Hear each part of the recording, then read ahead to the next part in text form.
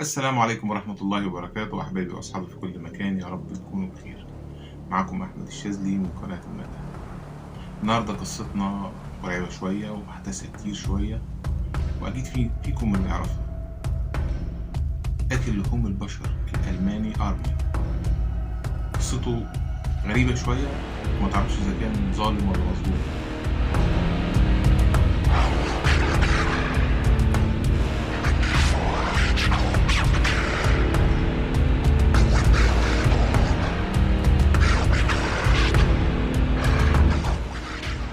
جريمة عجيبة حيرت العالم، مش عشان بشاعتها بس ولكن لغرابتها برضه، لأن الضحية نفسه ما يقلش وحشية وجنون من القتل. حتى المحققين احتاروا مين فيهم المذنب في الجريمة البشعة دي، الضحية ولا القاتل.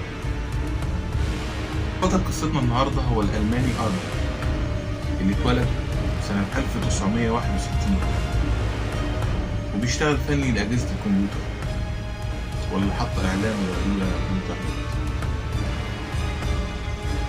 مطلوب شخص قوي البنية ما بين 18 ل 30 سنة عشان يذبحه وياكله.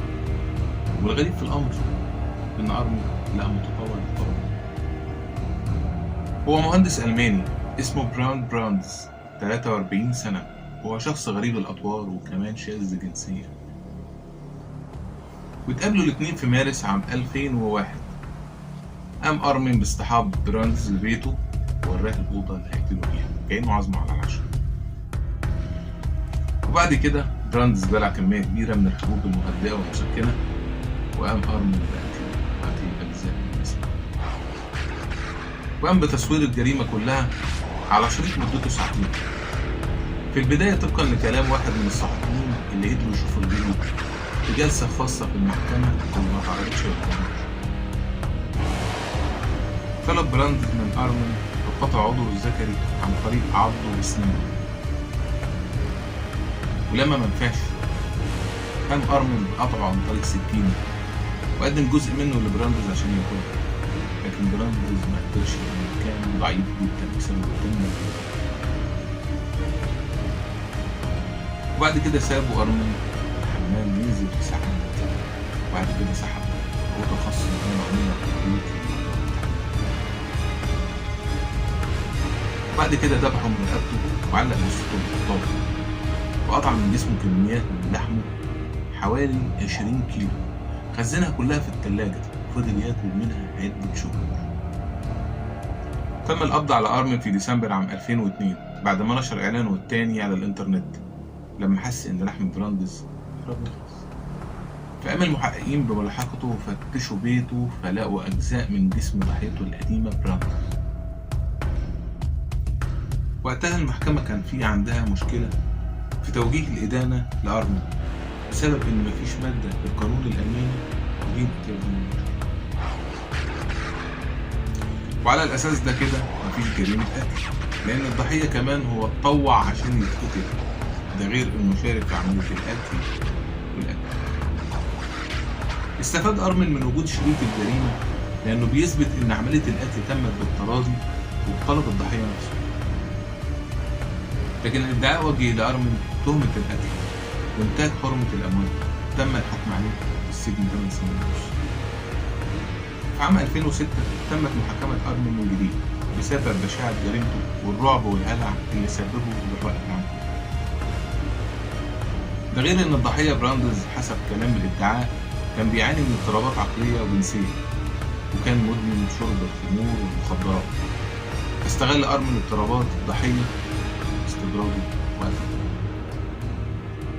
تم توجيه لأرمين تهمة القتل وتم الإدانة والحكم عليه بالسجن مدى الحياة، وده إن مفيش حكم بالإعدام في القانون الألماني.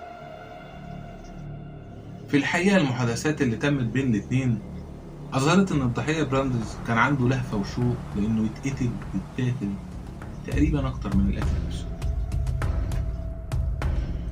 في أول الرسائل اللي كانت بينهم قال له أرمين بإنه بيحضر لحمة للعشاء، فرد عليه براندز ما تشتريش لحمة من النهاردة هيكون عندك كتير. وفي رسالة تانية بيسأل براندز أنت هتعمل إيه مع دماغي؟ فرد عليه أرمن: مش هعمل بيها حاجة لأني مش عايز أكسر دماغه. عشان يرد عليه براندس: من الأفضل إنك تدفنها أو تكسرها. ورد عليه وهو مؤيد كلامه: في مقبرة قريبة من البيت هدفنها فيها.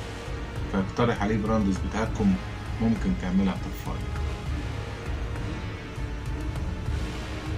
وفي رسالة تانية براندس بيشوف: بتمنى تكون جد لأني بجد عايز أعمل كده.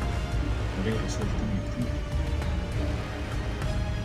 وغير براندس في حوالي 200 شخص راسلوا أرمن. وأكد أرمن في المحاكمة إنه قابل 5 منهم وأخذهم للبيت عشان يذبحهم ويقتلهم. ودي من الحاجات اللي ذكرها في المحكمة للدفاع عن نفسه. فقال إن واحد من المتطوعين طلب منه إنه يعلقه في أحد المجازر وسلخه زي الخنازير.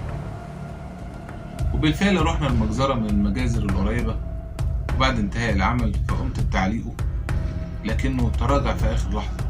فسبته بعد ما مشينا مع بعض شوية وشربنا بيرة وأكلنا بيتزا. في الحقيقة أرمن كان مختل نفسيا، لأنه اعترف بأن تفضيل أمه لأخوه الصغير بسبب فيه عقدة نفسية. كان بيتخيل من وهو صغير إنه بيقتل أخوه الصغير أو زمايله في المدرسة في أوقات العصر. وقال كمان إن أفلام الرعب اللي كان بيشوفها وهو صغير حفزت عنده الرغبة في قتل الناس وقتلهم. وقال إنه كان عنده تخيلات مهولة. وقال كمان إنه بينوي تأليف كتاب عن تجربته في قتل لحوم البشر. بيعتقد إنه في حوالي 800 شخص بيقتل لحوم البشر في ألمانيا. وكمان بيصر على وجود آلاف من الناس اللي بيتمنوا القتل بس الحظ ما حلفهمش، ما لقوش حد ياكلهم عشان ما كانوش بالمواصفات المطلوبة اللي كان محتاجها. وبعد قضية أرمن ظهرت عشرات المواقع على الإنترنت لأكل لحوم البشر بتدور على الأشخاص للأكل. الوقت اللي بيعلق عليه أرمن وبيقول: لا يمكنهم القيام بالأمر بنفس الجودة التي قمت بها. وبهنا أحبابي وأصحابي في كل مكان نكون وصلنا لنهاية حكايتنا النهاردة، حكاية القاتل آكل لحوم البشر المختل عقليا. والعبرة اللي ناخدها من القصة دي إن الفطرة اللي ربنا خلقنا عليها لازم نحافظ عليها، وإن البعد عن الدين هو اللي يخلينا نكون في الشكل ده. ونقول كمان الحمد لله على نعمة الإسلام، والحمد لله على الفطرة السوية. أشكركم وأتمنى أن تكون حلقتنا النهاردة عجبتكم، وأكون أدائي فيها اتطور أكتر من الأول. وأتمنى أن انتوا تدعموني زي كل مرة باللايك والشير. وأتمنى كمان اشترك عشان خاطر اشترك. أسيبكم على خير. سلام.